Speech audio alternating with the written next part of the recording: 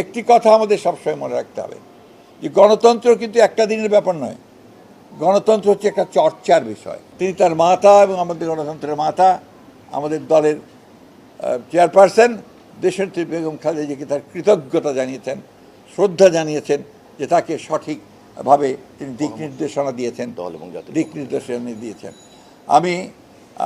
আমি আপনাদেরকে, আমাদের সাংবাদিক ভাইকে আন্তরিকভাবে ধন্যবাদ, কৃতজ্ঞতা জানাচ্ছি যে আপনারা এই বছরগুলোতে, বিগত বছরগুলোতে যেভাবে কষ্ট করেছেন, রোদে পুড়ে জীবনের ঝুঁকি নিয়ে সমস্ত কাভার করেছেন গণতন্ত্রকে উত্তরণের জন্যে। আমাদের সামনে সেই সম্ভাবনার দ্বার আবার উন্মোচিত হতে চলেছে। আসুন আমরা আবার সবাই মিলে এই সম্ভাবনাকে সামনের দিকে এগিয়ে নিয়ে যাই।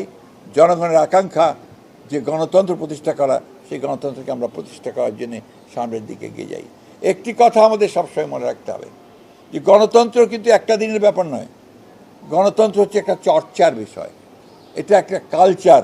সেই কালচারটা আমাদের মধ্যে গড়ে তুলতে হবে।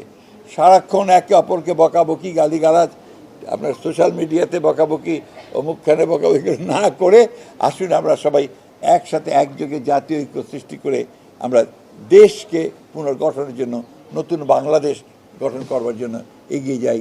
আমাদের শহীদ প্রেসিডেন্ট জিয়া রহমানের স্বপ্ন, আমাদের নেত্রী দেশনেত্রী এবং খালেদা জিয়ার স্বপ্ন, আমাদের নেতা তারেক রহমানের স্বপ্নকে বাস্তবায়িত করার জন্য, আর আমাদের যে সমস্ত শহীদরা প্রাণ দিয়েছেন তাদের স্বপ্নকে বাস্তবায়িত করার জন্য। আপনাদের সকলকে ধন্যবাদ। মাননীয় মহাসচিব, এই নির্বাচনের সময় বাদে জুলাই ঘোষণাপত্র বা সংস্কার এই এটা তো আপনার অলরেডি বোধহয় আপনার এসেছে, চৌথ ঘোষণা এটা এসেছে, এটা হয়ে যাবে।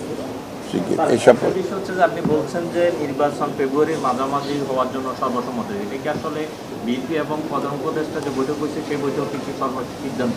হ্যাঁ, অবশ্যই। এতক্ষণ কি শুনলেন? ওটা ইশতেহারই আছে। হ্যাঁ, এবং যেটা ঘোষণা দিয়েছেন কিন্তু আপনার সরকারের উপদেষ্টা একজন, ডক্টর খলিল, এরা যৌথ ঘোষণা হয়েছে। Thank you very much.